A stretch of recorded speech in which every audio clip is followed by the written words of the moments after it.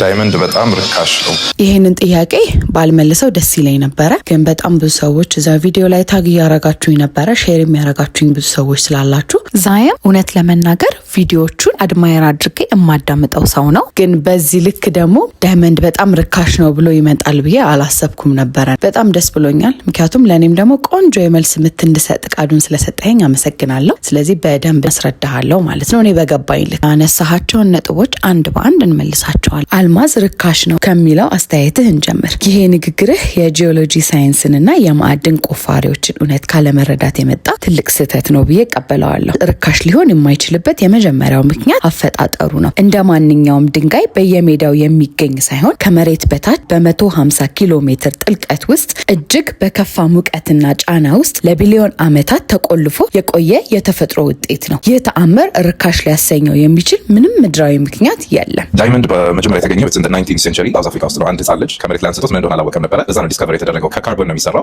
እዚህ ጋር ደግሞ ላርም፣ ዳይመንድ ከካርበን ብቻ አይደለም የሚሰራው። አንዱ ዳይመንድ የመምጫ ወይም የመገኛ ሂደት ሆነ እንጂ ካርበን ብቻ ዳይመንድ አያረገው። ካርበን በየቦታው ሊኖር ይችላል። ነገር ግን ያ ካርበን ወደ አልማዝነትን ለመቀየር ከመሬት በታች ከ150 ኪሎ ሜትር በላይ ጥልቀት ላይ እጅግ ከፍተኛ ሙቀትና ጫና ውስጥ በቢሊዮን የሚቆጠሩ ዓመታትን ማሳለፍ አለበት። ተራ ድንጋይ ቢሆን ኖሮ በማንኛውም አለት ንብርብር ውስጥ ይገኝ ነበረ። ነገር ግን አልማዝ የሚገኘው በኪምበርላይት በሚባል ብርቅዬ የእሳተ ገሞራ ቧንቧዎች ውስጥ ብቻ ነው። ጊዜ ሬር ነበር፣ ብዙ ቦታ አይገኝም ነበረ። ሶ there was a diamond rush ሳውዝ አፍሪካ ውስጥ ብዙ ሰዎች ማይን ለማድረግ ዳይመንድ ሄደው ነበረ። በቀላሉ የሚገኝ ነገር ስላልነበረ የዛን ጊዜ። ከተወሰነ ጊዜ በኋላ ግን ሁሉም ቦታ ላይ መገኘት ጀመረ። ያ ምን ኢሹ ፈጠረ? ዳይመንድ አረከሰው። ወንድም አለ። ለዚህ ደግሞ 3 ነጥቦችን አነሳልሃለሁ። ከነዚህም ውስጥ አንደኛውን ላስረዳ። የ20/80 ህግን ወይም ደግሞ ኢንዱስትሪያል ቨርስ ጄም ኳሊቲ ትንሽ ላስረዳ። ተቆፍሮ ከሚወጣ አልማዝ ውስጥ 80% የሚሆነው ለጌጣጌጥ ስራ በፍጹም አይውልም። ይህ 80% አልማዝ ተብሎ የሚጠሩት ቀለማቶች የጠቆረ፣ የተሰባበረ ወይም በውስጣቸው ብዙ ጉድፍ ያለባቸው ናቸው።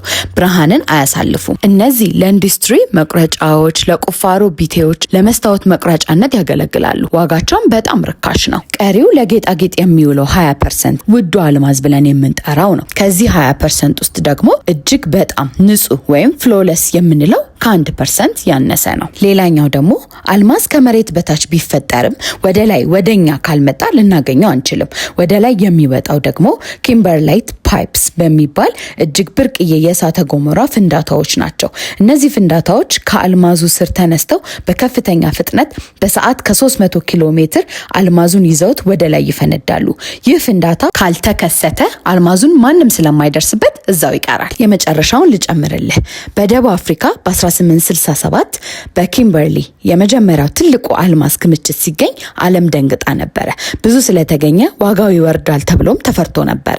ነገር ግን ማዕድኑን ለማውጣት የሚጠይቀው ወጪና ጥራቱን የጠበቀ አልማዝ ወይም ጄም ኳሊቲ ለማግኘት እድሉ በጣም ዝቅተኛ ከመሆኑ የተነሳ ዋጋው እንደዛው እንደ ፕሮዳክት በጣም በበዛ ቁጥር ፕራይሱ ይቀንሳል። ስለዚህ ዳይመንድ በጣም በየቦታው ሲገኝ ዋጋውን እየቀነሰ ነበር። በጭራሽ አልማዝ በጣም ጥቂት ሀገራት ላይና ጥቂት ቦታ ላይ ብቻ የሚገኝ ኪምበርላይት በሚባል ብርቅዬ የቮልካኖ ፍንዳታዎች ውስጥ አማካኝነት የሚገኝ ውዱ የከበረ ድንጋይ ነው። በየቦታው ተገኘ ማለት ለጌጣጌጥነት የሚውለው ወይም ደግሞ በክሌሪቲ፣ በከት፣ በግሬድ እና በስታንዳርዱ ከፍተኛ የሆነ ተገኘ ማለት አይደለም። ሁሉም ካርበን ዳይመንድ አይሆንም። ሁሉም ዳይመንድ ተብሎ የወጣው ድንጋይ ደግሞ ለጌጣጌጥነት አይውልም። ይህንን ደግሞ ለመቀየር ሲል ዲቢርስ የሚባል ካምፓኒ ሁሉንም ዳይመንድ ማይኒንግ ፈርሞችን ገዛቸው። ስቶክ ፓይል ማድረግ ጀመረ። ዳይመንዶችን ለገበያው አያቀርቡም። 80-90% ይዘውታል። ሳውዝ አፍሪካ ውስጥ ያለ ካምፓኒ ነው። ስለዚህ እንዴት አድርገን ዋጋውን እናስወድዳሉ? ዋጋውን ለማስወደድ ማርኬቲንግ ስትራቴጂ ነው የተጠቀሙት። ይቅርታ፣ እኔ በዛ መልክ አላየውም። ዲቢርስ እና መሰል ኩባንያዎቻቸው ዛሬ ላይ የደረሱት እንዲሁ በምኞት ሳይሆን ማንም ሊደፍረው ያልቻለውን ሃይ ቢዝነስ ሪስክ ወይም ከፍተኛ የንግድ ስጋት ወስደው ወደ ስራ በመግባታቸው ነው። በ19ኛው ክፍለ ዘመን በደቡብ አፍሪካ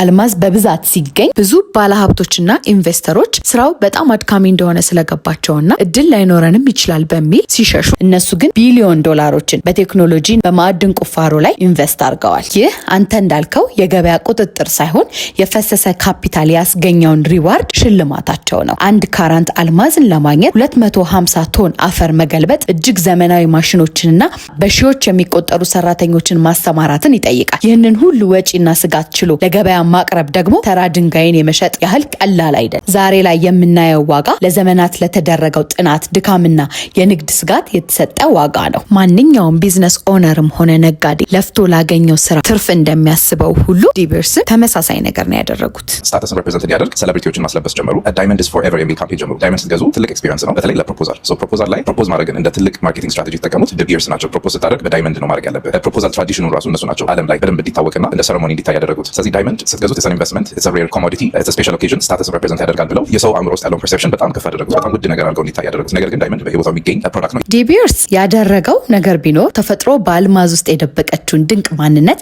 ለዓለም እንዲታወቅ ምስክርነት መስጠት ብቻ። አልማዝ ከመፈጠሩ ጀምሮ ዩኒክ ነው። ይህንን ልዩነቱን ደግሞ ለልዩ ህይወት አጋጣሚዎቻችሁ እንዲውል አድርጉት። በዓለም ላይ ካሉ ነገሮች ሁሉ እጅግ ጠንካራው ቁስ ነው። ይህ ተፈጥሯዊ ጥንካሬው ደግሞ ለፍቅርና ለቃል ኪዳን ፍጹም ተምሳሌት ያደርገዋል። አንድ ሰው ለሚወደው ሰው የአልማዝ የጋብቻ ቀለበት ሲያበረክት ፍቅራችን እንደ አልማዝ የሚያበራና የማይሰበር ነው ማለት። ዲቢርስ ይህንን ተፈጥሯዊ እውነት ለሰው ልጅ ግንዛቤ ነው የፈጠረው እንጂ በአልማዝ ማንነት ላይ የጨመረው ወይም የቀነሰው ምንም አይነት እውነት የለም። ተመራምረው ያወቁትን እውነት ነው ያሳወቁት። ልክ አሁን ላይ እንዳለው የወርቅ ንግድ ማለት ነው። በፊት በጣም በጥቂት ሰዎች ውስጥ የሚያዝ የነበረው የወርቅ ንግድ አሁን ላይ በጣም በብዙ ባለሀብቶች ውስጥ የሚሰራ ሆኗል። አዌርነሱን እየፈጠሩ ሲመጡ ብዙ ባለሀብቶችና ኢንቨስተሮች እውነታው ስለገባቸው ኢንቨስት ወደ ማድረግና ወደ ስራው ለመግባት ፍላጎት ሲያሳዩ ዲቢርስ እውነትም አንተ እንዳልከው አላማቸው ገበያውን መቆጣጠር ቢሆን ኖሮ በከፍተኛ የብር ኢንቨስትመንት ባለሀብቶችን ከጨዋታ ያስወጧቸው ነበር። ነገር ግን እንዲሰሩ መንገድ ከፍተው ነበር።